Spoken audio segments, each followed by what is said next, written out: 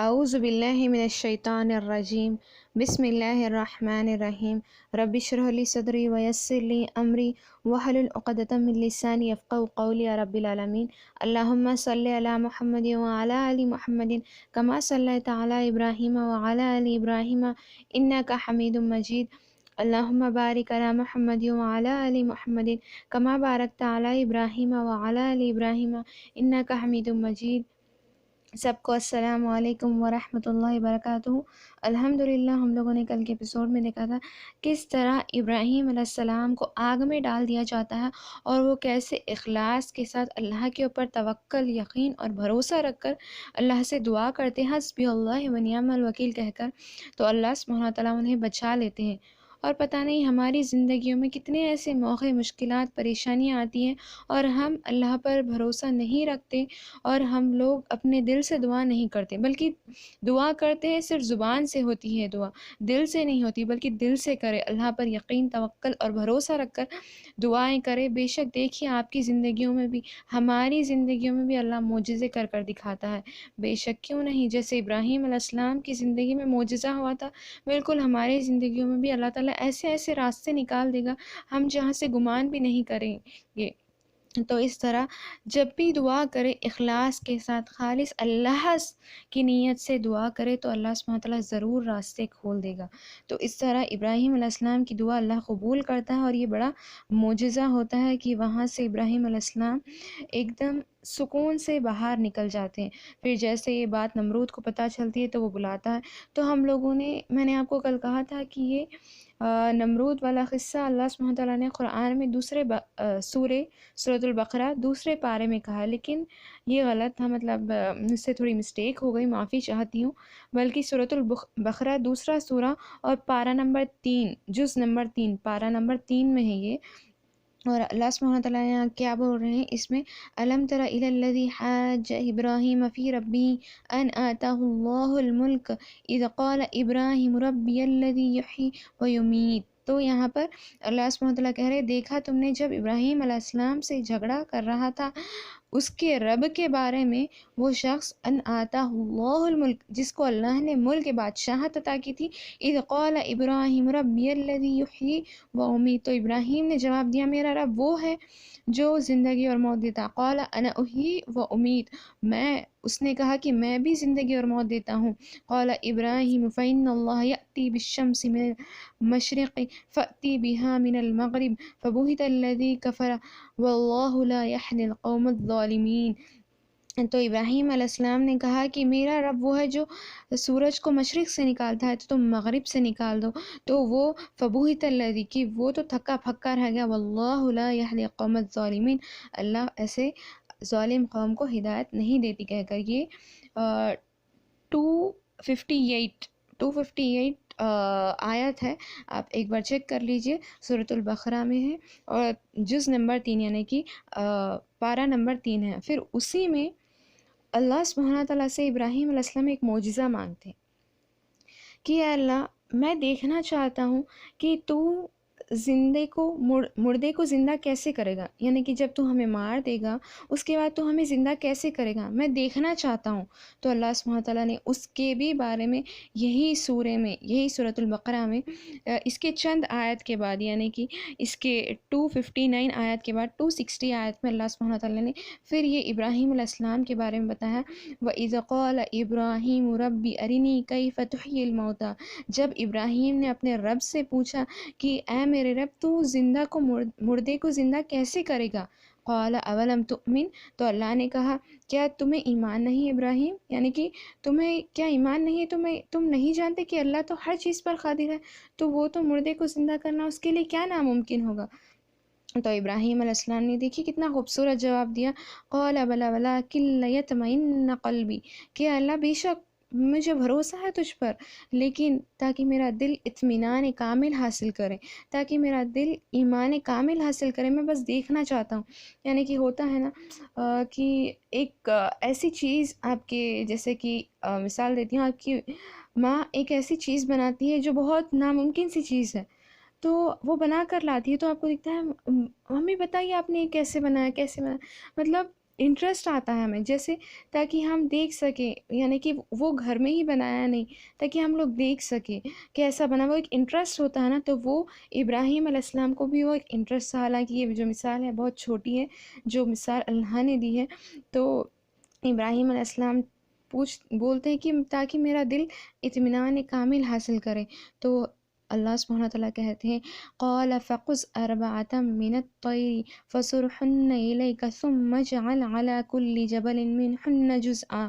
تو اللہ سبحانہ وتعالیٰ کہتے ہیں اے ابراہیم تم 4 پرندوں کو لے لو اور ان کے ٹکڑے ٹکڑے کر دو، اور ہر پورا وہ ٹکڑوں کو ملا کر اپنے ہاتھ سے الگ الگ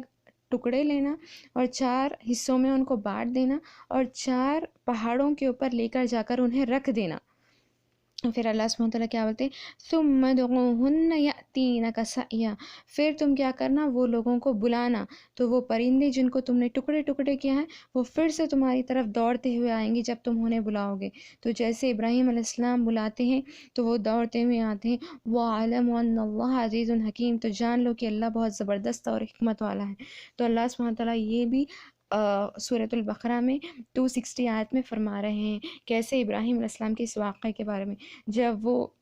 بلاتے ہیں اور تمام پرندے بھاگتے ہوئے آتے ہیں تو وہ مان لیتے بے شک اللہ تو ہر چیز پر، یعنی کہ ان کا دل اور بھی زیادہ ایمان میں بڑھتا جا رہا ہے۔ یعنی کہ جب کوئی چیز ناممکن لگتی ہے وہ جب ہم دیکھتے ہیں نا تو ہمیں اللہ کے اوپر بھروسہ اور بھی زیادہ ہو جاتا ہے۔ جب ہمیں لگتا ہے کہ ہمارے زندگی کے ہر راستے بند ہو گئے دروازے، اور جب ہم اللہ کو پکارتے ہیں جب ہمارے زندگی میں اللہ ایسے جہاں سے راستے کھول دیتا ہے جہاں ہم گمان بھی نہیں کر سکتے، تو ہمیں اللہ کے اوپر ایمان اور بھی زیادہ بڑھ جاتا ہے۔ تو اسی طرح ابراہیم علیہ السلام کا ایمان بھی بڑھ گیا تھا۔ پھر ابراہیم علیہ السلام وہاں وہ جگہ چھوڑتے ہیں، سارہ علیہ السلام ان کی بیوی اور لوط علیہ السلام دونوں کو لے کر ہجرت کرنے لگتے ہیں شام کی طرف۔ جب وہ شام کی طرف ہجرت کرنے لگتے ہیں، شام آج فلسطین، جورڈن، سیریا، لیبنان، یہ 4 ملک ملا کر آج شام کہتے ہیں۔ اس وقت صرف ایک شام تھا، آج اس کے ملک بڑھ گئے ہیں، تو شام فلسطین، جورڈن، سیریا، لیبنان کو کہتے ہیں۔ جب وہ شام کے لیے نکلے تو بیچ میں حران نامی ایک جگہ آتی ہے، تو وہاں کے لوگوں کو ابراہیم علیہ السلام دین کی طرف بلانا چاہتے تھے، تو وہاں کے لوگوں کے پاس جاتے ہیں ابراہیم علیہ السلام، اور وہ تو اس سے بھی بدتر چیز کر رہے تھے، یعنی کہ وہ تو بدھوں کی پرستش نہیں بلکہ ستارہ پرستش کر رہے تھے، یعنی کہ وہ ستاروں کی پرستش کر رہے تھے، ستاروں کی پوجا کر رہے تھے۔ اور اس میں خاص بات یہ بھی ہے کہ وہ جو بھی دعا کرتے قبول ہو جاتی تھی، انہیں شفا ملتی تھی۔ کیونکہ یہ جیسے کہ کاہن لوگ ہوتے ہیں، یہ کاہن لوگ تھے، جیسے کہ کاہنوں کے پاس آج بھی یہ لوگ کاہن ہیں، آج بھی اس دنیا میں جو بھی کہانت کرتے ہیں، اور نبی صلی اللہ علیہ وسلم نے فرمایا جو بھی کاہن کے پاس جاتا ہے اس کی 40 دن تک نماز قبول نہیں ہوتی، چاہے وہ کسی بھی نیت سے جائے، اس کے اوپر یقین کی یا یقین نہیں رکھنے کی کوئی بھی نیت سے جائے، لیکن اس کی 40 دن تک نماز قبول نہیں ہوتی جو بھی کاہن کے پاس جاتا ہے، یعنی کہ جو بھی فارچون ٹیلر کے پاس یا اس کے ہاتھ سے شفا لینے جاتا ہے، یہ غلط ہے، تو اس کے پاس جانا حرام ہے۔ تو یہ اس وقت وہ لوگوں کو شفا ملتی تھی، تو ان کا بھروسہ تھا۔ تو ابراہیم علیہ السلام، یہ تو ایک آزمائش تھی اللہ کی طرف سے، تو ابراہیم علیہ السلام ان کے پاس جاتے ہیں، تو اب وہ جب ان لوگوں میں بیٹھ کر ہوتے ہیں تو کہتے ہیں دیکھو، یعنی کہ ستاروں کو دیکھتے ہوئے کہتے ہیں دیکھو یہ میرا رب ہے، تو وہ لوگ بہت خوش ہوتے ہیں، یہ ہمارا آدمی ہی ہے، مطلب ہوتا ہے نا، اب کوئی مسلمان کو ملتا ہے یہ تو ہمارا ہے، تو بالکل اسی طرح وہ لوگ کیا کرتے ہیں، ارے یہ ہمارا ہی آدمی ہوگا، بالکل ہماری طرح پرستش کرتا ہوگا، یعنی کہ عبادت کرتا ہوگا۔ تو پھر جب وہ ایک ستارہ تھا، جیسے کہ پلانٹس ہوتے ہیں نا، وہ پلانٹ دکھ رہا تھا، وینس پلانٹ تھی، وہ دکھ رہا تھا، وہ کہتے ہیں کہ دیکھو وہ میرا رب ہے۔ پھر کچھ دیر کے بعد وہ دور چلا جاتا ہے، وہ ستارہ گم ہو جاتا ہے، اور وہ کہتے ہیں یہ کیسا رب ہے جو چلا جاتا ہے، میں ایسی چیز کو محبت نہیں کرتا، نہیں چاہتا ہوں جو غائب ہو جاتے ہیں۔ پھر وہ چاند کی طرف دیکھتے ہیں اور کہتے ہیں یہ چاند، یہ سب میں بڑا ہے آسمان میں، یہ میرا رب ہے، تو وہاں کے لوگ خوش ہو جاتے ہیں، چلو یہ کچھ نہ کچھ مان رہا ہے کہہ کر وہ خوش ہوتے ہیں۔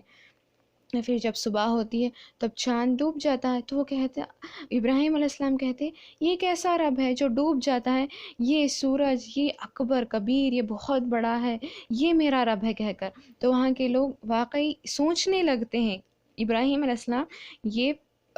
لوگوں کو سمجھانے کے لیے ایسا کرتے ہیں، بلکہ وہ سچ میں ستارہ پرستش یا یہ نہیں کرتے، بلکہ وہ لوگوں کو کیسے سمجھائے، وہ بہت حکمت والے تھے، وہ اپنے آپ میں کہہ کر وہ سمجھانے لگتے ہیں لوگوں کو۔ تو پھر جب سورج ڈوب جاتا ہے تو وہ کہتے ہیں یہ کیسا رب ہے جو ڈوب جاتا ہے، جب مجھے رات کو ضرورت پڑی تو کیا میں 12 گھنٹے انتظار کروں گا اب سورج کا؟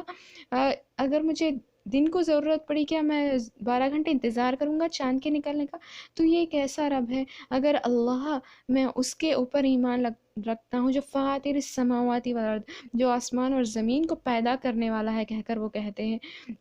تو اس طرح وہاں کے گاؤں والوں کو دین کے بارے میں دعوت دینے لگتے ہیں کہ تم لوگ ایسی کیسی عبادت کرتے ہو جو ڈوب جاتے ہیں کہہ کر وہ دونوں کے بیچ ایسے ہی بات چیت چلتی ہے، ابراہیم علیہ السلام اور وہ گاؤں والوں کے بیچ میں، حران نامی جگہ کے گاؤں والوں کے بیچ میں۔ تو جب وہ چلتی ہے وہ بحث میں جاتی ہے، جب بحث ہوتی ہے تو ابراہیم علیہ السلام ہر طرح سے ان کے سوال کے جواب دینے لگتے ہیں۔ تو جب وہ سوال کے جواب دینے لگتے ہیں تو وہ لوگوں کے پاس کوئی اور بات نہیں تھی سوائے یہ کہنے کے تم ہمارے معبودوں سے ڈرو، تم کیسے ہمارے معبودوں کو ایسا کہہ سکتے ہو کہہ کر۔ تو ابراہیم علیہ السلام بہت ہی زیادہ خوبصورت جواب دیتے ہیں، اور اللہ سبحانہ تعالیٰ نے اس کے بارے میں قرآن میں بھی فرمایا اس قصے کے بارے میں۔ تو ابراہیم علیہ السلام بہت خوبصورت جواب دیتے ہیں، کہتے ہیں جب کہ تم نہیں ڈرتے اس اللہ کو شریک بنانے میں، یعنی کہ اللہ کے ساتھ تم شریک ٹھہراتے ہو اور تم نہیں ڈرتے، اور میں اس اللہ کے ساتھ کسی کو شریک نہیں ٹھہراتا ہوں، اور میں ان شرک، یعنی کہ تم جو شرک کرتے ہو معبود میں ان سے ڈرو، یعنی کہ جب کہ تم اللہ سے نہیں ڈرتے جس کے ساتھ تم شرک کر رہے ہو، میں ان چھوٹے چھوٹے چیزوں سے ڈروں جن سے تم شرک کرتے ہو،